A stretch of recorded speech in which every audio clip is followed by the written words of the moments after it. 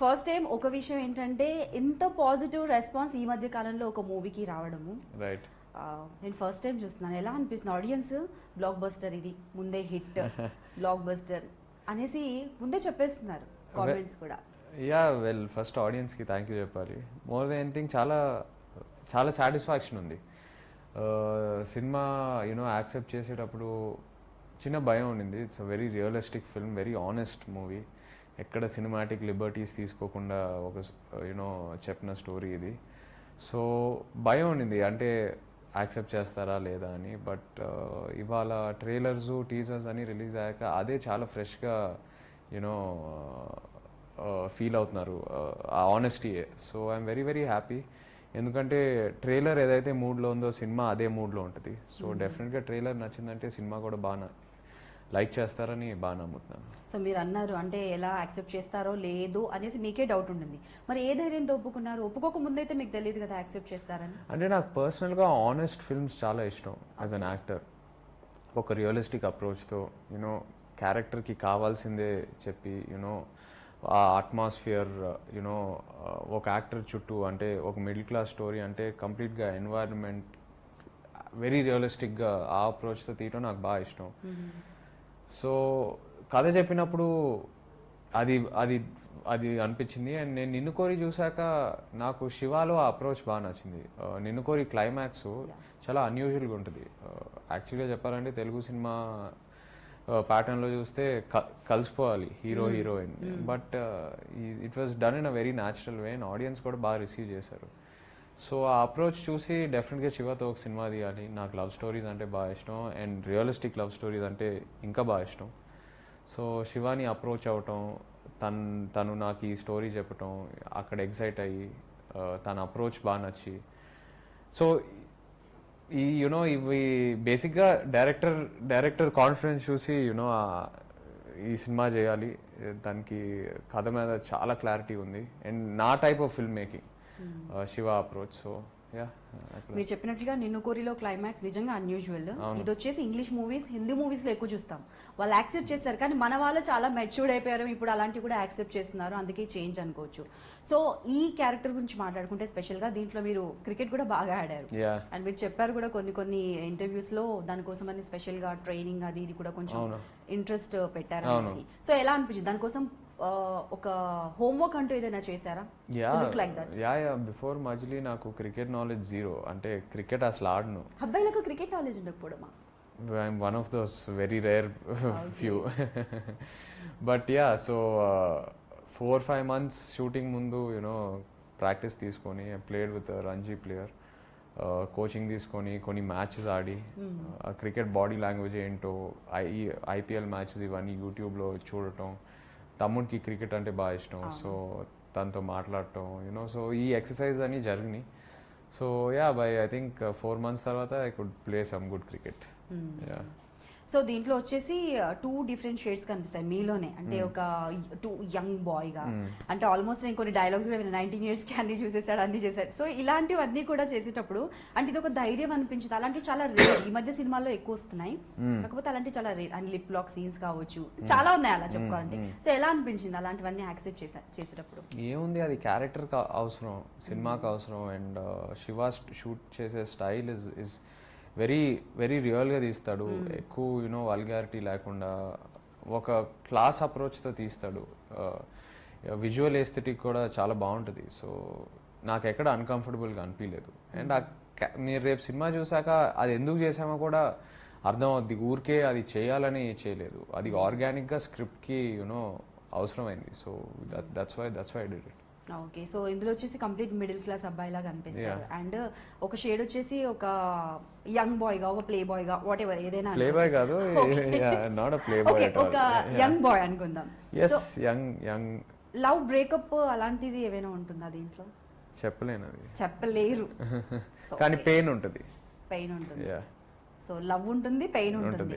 Okay, love ఉన్న చోట pain ఉంటుంది, పెయిన్ ఉన్న చోట లవ్ ఉంటుంది. సో శామ్ వైఫ్ గానే మీకు యాక్ట్ చేశారు. సో ఎలా అనిపించింది? అంటే ఫస్ట్ టైం కదా మీరు మ్యారేజ్ తర్వాత వైఫ్ గా జనాలు అనుకున్నారు. అలాగే కొంతమంది భార్యాభర్తలు ఆన్ స్క్రీన్ చూడడం ఏంటని అనుకున్న వాళ్ళు కూడా ఉన్నారు. బట్ ఇప్పుడు వాళ్ళ దగ్గర నుంచి కూడా కాంప్లిమెంట్స్ వస్తున్నాయి. సో మీకు ఎలా అనిపించింది అలా వర్క్ చేయడం? Well, very special. మళ్ళీ ఎప్పుడు ఈ మూమెంట్స్ వస్తాయో నాకు తెలీదు. అండ్ మనం ఏదైతే ఎలాంటి సినిమా చేయాలనుకున్నామో పెళ్లి తర్వాత కరెక్ట్గా అలాంటి రోల్స్ శివ మాకు ఇచ్చాడు. So we felt very happy. And డెఫినెట్గా ఈ రోల్ అటెంప్ట్ చేస్తే మంచి పేరు వస్తుందని ఆ కాన్ఫిడెన్స్ అయితే ఉన్నింది. Because typical husband and wife కూడా కాదు. పెళ్లి తర్వాత ఒక అరేంజ్ మ్యారేజ్ పెళ్లి తర్వాత రిలేషన్షిప్ ఎలా ఉంటుంది, ఒక హస్బెండ్ అండ్ వైఫ్ మధ్యన ఎలా అడ్జస్ట్ అవుతారు, చాలా ఏదో ఒక తెలియని డిస్టెన్స్ ఉంటుంది. ఆ డిస్టెన్స్ ఎలా కవర్ అవుద్ది, యూనో ఈ టాపిక్స్ అన్ని ఎవరు ఇప్పటి వరకు నరేట్ చేయలేదు, చెప్పలేదు. సో డెఫినెట్గా చాలా ఫ్రెష్గా ఉంటుంది. అండ్ మన ఇద్దరం చేస్తే ఇంకా ఫ్రెష్గా ఉంటుందని ఆ నమ్మకం అయితే ఉన్నింది. So all the moments are very special. చేయటం చాలా చాలా ఆనెస్ట్గా రియల్గా తీశాడు శివ. సో ఐ థింక్ మనం తర్వాత ఈ cinema will be very close to my heart. So marriage తర్వాత నాగ చైతన్య చాలా మెచ్యూర్డ్గా కనిపిస్తున్నాడు. చాలా అంటే ముందు నుంచి కూడా మీరు కొంచెం కామే, బట్ కాకపోతే చాలా మెచ్యూర్డ్గా ఆలోచిస్తున్నారు అనేసి ఒక కామెంట్స్ కూడా చూస్తున్నాం. అండ్ జనాలు కూడా అంటున్నారు, ఫ్యాన్స్ కూడా. సో మ్యారేజ్కి ముందు ఇలాంటి క్యారెక్టర్స్ మీకు ఎప్పుడు రాలేదా? వచ్చినా మీరు ఒప్పుకోలేదా? రాలేదు, నిజంగా రాలేదు. నమ్మొచ్చు. ఎందుకంటే సడన్ గా లైఫ్ లో ఎలాంటి చేంజ్ వచ్చిందో అలాంటి చేంజ్ అయ్యి మూవీలో కూడా చూడొచ్చు. అంటే స్టోరీ పరంగా కాకుండా ఒక హస్బెండ్ క్యారెక్టర్. డెఫినెట్ నాకు రాలేదా? వచ్చుంటే నాకు ఇష్టం. ఇలాంటి ఇంటెన్స్ క్యారెక్టర్స్ నాకు బాగా ఇష్టం. యూనో ఒక మూడ్ తో, ఒక ఇమోషన్ తో మాట్లాడే క్యారెక్టర్, ఎక్కువ డైలాగ్స్ లేకుండా, you know more with the feel. But నిజంగా రాలేదు. I'm lucky. వెల్, ఈ టైంలో రావటం. ఓకే. సో ఈ మూవీలో 2 షేడ్స్ అని చెప్పాను కదా, మనం మాట్లాడుకున్నాం కదా. సో మీకు బాగా నచ్చిన shade?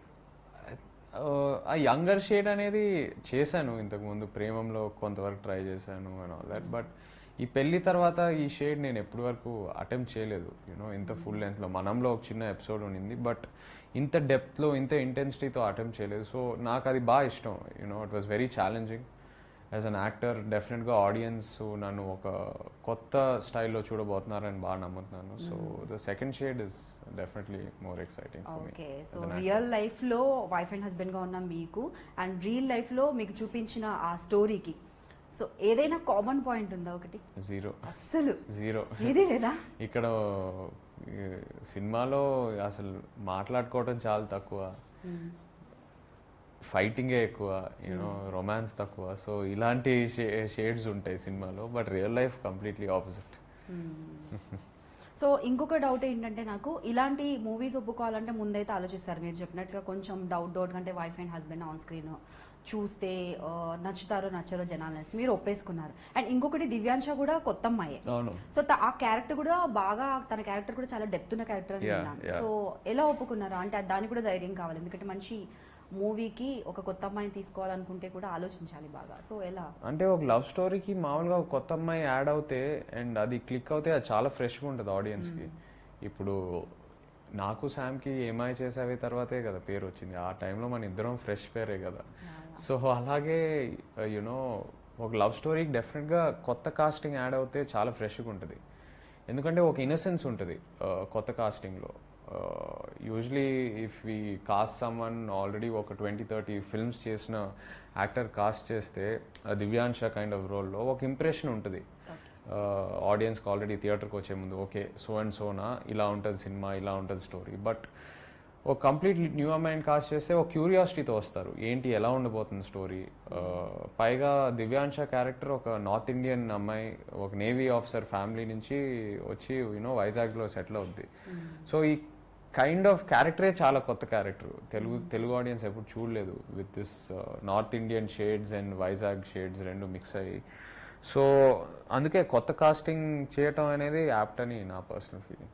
Okay, this is Lavan Tripathi. నేను మీ Sai Dharam Tej. This is Niharika Konidala. And don't forget to subscribe to iDream. Please subscribe to iDream Media. Please subscribe iDream Media. Do subscribe to iDream. Subscribe to iDream Media. Please subscribe iDream. Do subscribe to iDream Media. Don't forget to subscribe. Click on the button below. Please do subscribe to iDream. Don't forget to subscribe to iDream. Please subscribe to iDream Media.